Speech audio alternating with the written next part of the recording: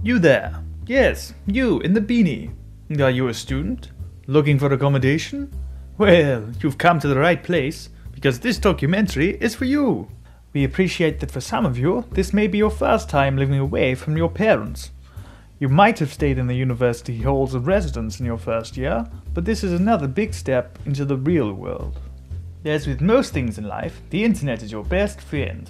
Simply log on to www.glamorganstudentpad.co.uk. Now, that's not what I said, is it?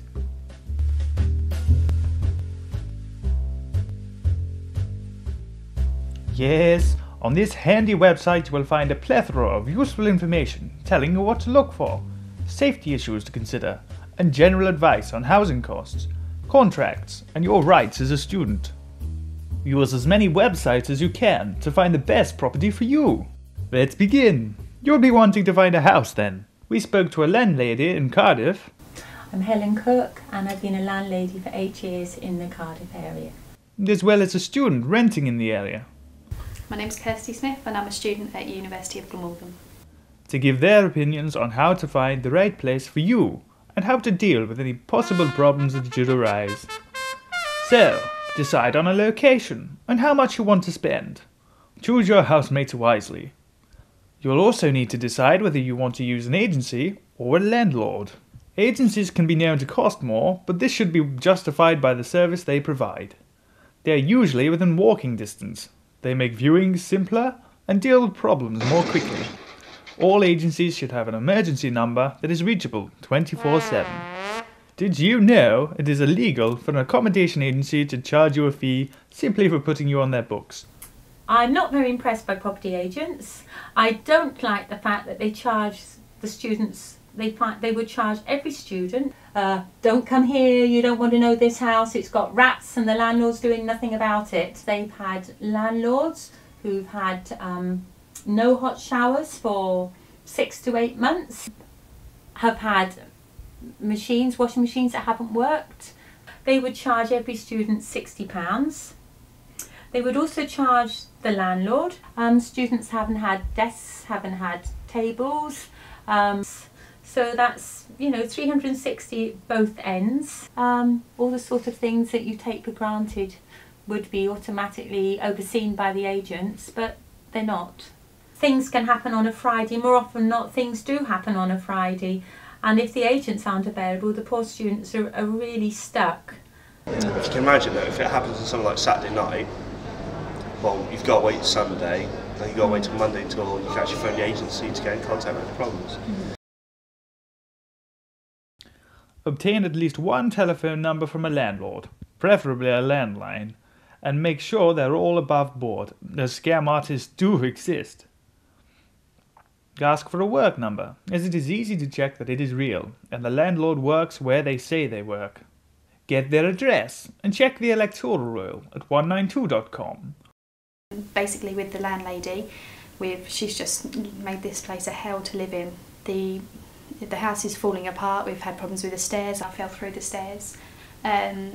Because one had gone, then that made the rest go, and there was about 4 steps that had just completely gone, had holes in, so we couldn't walk up them. You had to avoid them and taking rather large steps across them to try and get away from it.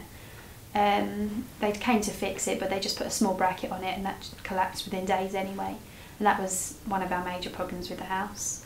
There's also building work going on next door, the next door house is also owned by the same landlady, Victoria Akafaji, but she just didn't tell us that all this building work was going to be going on, so we've received all of her rubble and things like that, and we've had builders in the garden, just in our garden, but none of it we were informed of. Another problem we've had with the locks, there's only a few of us have got keys. She won't give us all keys, which seems a bit ridiculous. In a house of 6 people, when only 3 or 4 people have got keys, it doesn't really seem fair.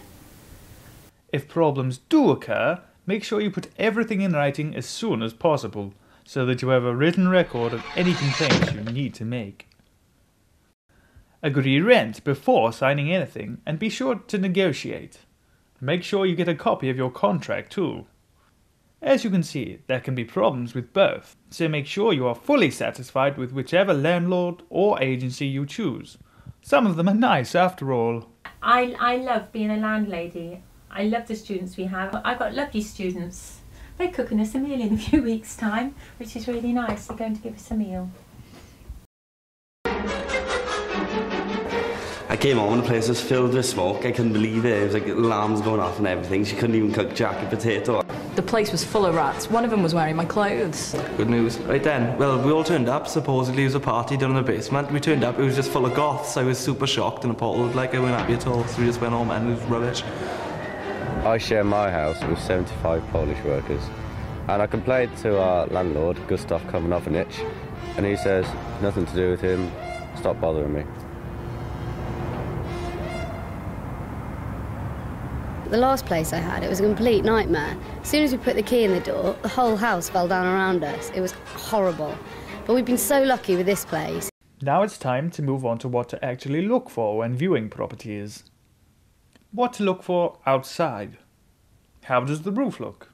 Are any tiles missing? Are gutters or pipes leaking?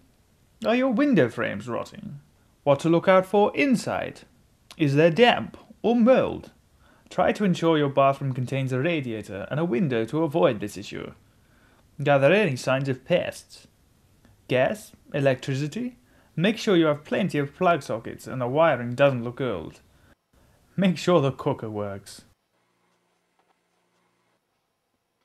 Make sure there is a valid gas safety certificate, as Corgi registered engineers are required to carry out an annual inspection by law. Does the house have a smoke detector that works? How about a burglar alarm? Use all your bargaining powers to get one. It's in the landlord's best interest, as well as your own. We don't really have that many students living around here, so it's really secure. That was one of the main reasons we wanted to move here. I'm always quite worried about sort of, just crime rates and things like that, living in a student area. I've had my car run over before, I've had brick through the window, so we're just really fortunate. I live with two lovely girls and we're really happy here. It just feels like a really nice place to live, and now the sun's coming out, we're looking forward to having barbecues in our lovely home. It's just really great and we're really pleased to be here. It is recommended that you take out contents insurance. Don't forget to make sure you have secure locks on both the windows and doors, as this could affect your premium. Remember, get a TV license. If you do not intend to pay your TV license, simply make sure you do not have a TV. I can recommend a wireless as a stimulating alternative. I don't usually bother to pay the rent. That's what my parents are for, aren't they? Did you know full-time students are exempt from paying council tax? Remember to provide the council with your council tax exemption form, which you can obtain from the university. Here are Kirsty and Helen with some final pieces of advice for the prospective student tenant. The more houses you look at, the better view you're going to get of it in general, and also you're going to see things that with some agencies that you're going to prefer to other agencies, the way that you pay your rent, things like that, for example. When you have accommodation days at the universities, they will say to you, the accommodation lists are going out on such and such a day. Take your time, don't rush into it, consider all your options. In fact, that isn't really the case. If you're lucky enough to get a good private landlord and you've got a good property, don't hesitate in trying to secure it and sign a contract, because if you leave it 24 hours, somebody else will have come along. See as many houses. Also, the other quite good thing is to look on the forums. There's so many forums for students. If you look on the forums, just basically go by what your other students are saying. The other thing we did is when we were looking around houses, just have a quiet word with one of the students, say what are the landlords like, what are the agencies like, and then that's always the best judge, other students living in the property at the moment. I'd always say that don't go in with your best friends. If you go in with your best friends, then you won't come out as best friends. It's the people that you know quite well, that are quite good friends. They're the best people to go in with, because then at the end of the day you're not risking a really important friendship. Now, you're all set and ready to move in.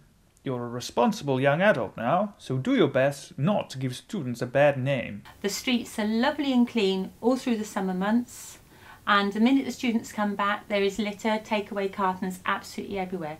So please bag your rubbish and be very careful. Now, you may like to play your music loud, but your neighbours might not appreciate you for it. Remember to act like an upstanding member of the community, and you should do fine.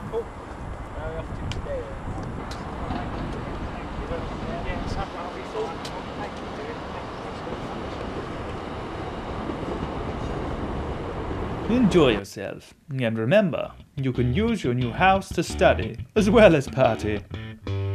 Tulpip.